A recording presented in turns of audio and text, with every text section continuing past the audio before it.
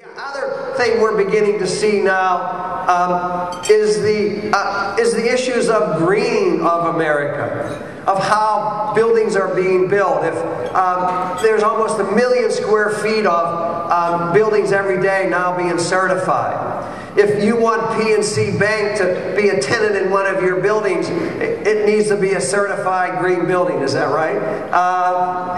You need, and 100 other companies have basically said that around the country. DuPont and Alcoa and a host of other companies have said that. I just was reading, I mentioned to Stu that 2 major home builders now, as a way to compete in moderately priced houses, are now selling in Las Vegas and California to compete against foreclosed properties, new houses that are zero energy houses. Because of the package of solar energy, the houses now generate more electricity than they use, and so they're selling it back on the grid.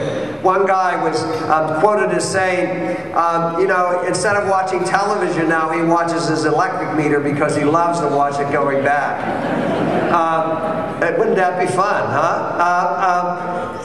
So we're beginning to see this change dramatically. This is just in the last 10 years. In 2000, there were 550 certified LEED accredited professionals, architects and planners who are certified. Now there's almost 150,000 people that have LEED certification. So we're seeing the market drive this, when I think even 3 or 4 years ago people would have thought this is something exotic and more expensive, and we are now watching it becoming very mainstream all across the country.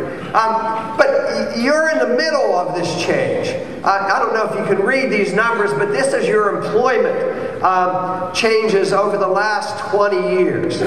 From that time when Horatio was sitting with the doctors in 1923, that same period of time, but this is 1990 to 2090, you've lost in both the greater Tampa and the Central Florida area, you lost about 20% of your manufacturing jobs.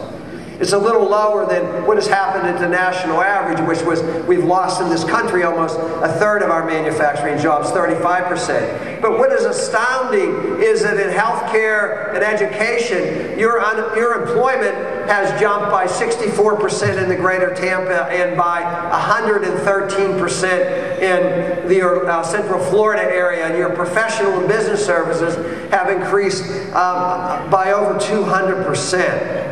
You're becoming a new economy region.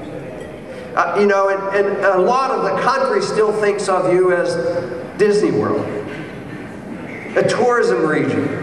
And I'm going to bet that some of you think of yourselves like that.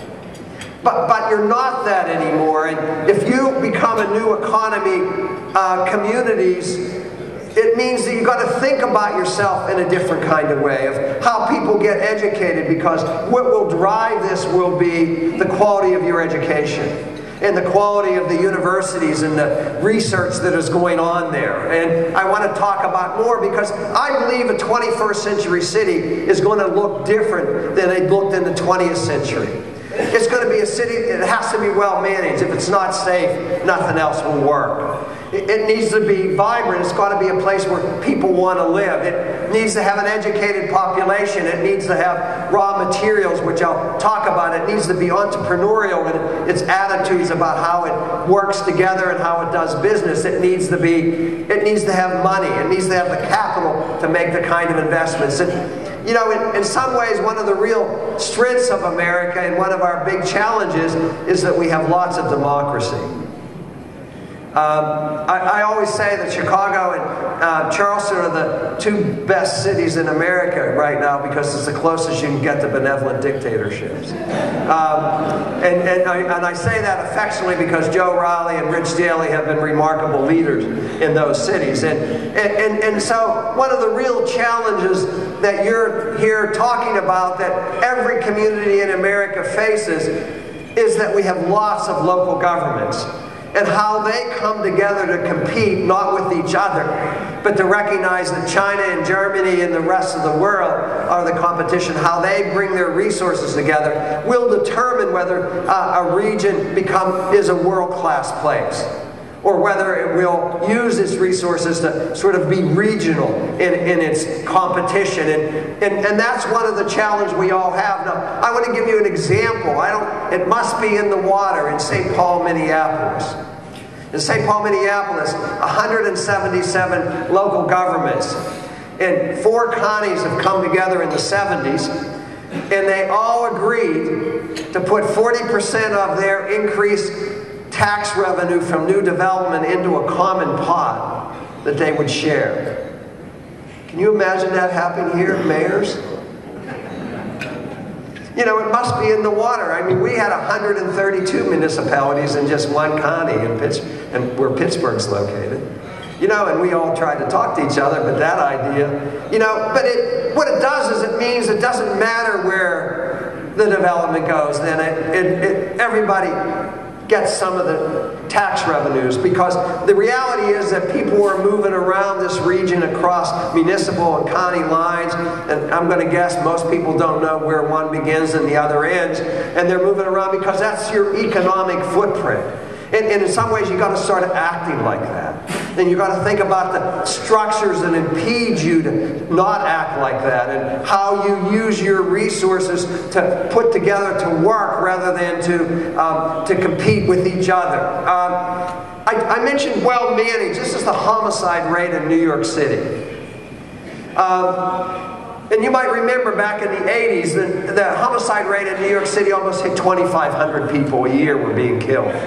And there were articles all over the country, and people became nervous about going to New York City, and businesses worried about their employees in New York City. And New York elected a new mayor who hired a police commissioner named Bill Bratton, and they made a decision to do something about that. It was a choice that they made. And they lowered the homicide rate over a couple-year period, cut it to less than 500. Now that sounds a lot to communities like a Tampa or Orlando or Clearwater or Pittsburgh, but New York has the lowest per capita crime rate in the country today still. And cities need to get that right. Nothing else will work if a city's not well managed. If it's not safe, it's not clean, it's not efficient, then how it's delivering services becomes a very important piece of what it happens. This is the Millennium Park in Chicago. It's about vibrancy. You know, Chicago and Minneapolis are 2 places that shouldn't work. It's not warm. They get lots of snow. They're not near the ocean.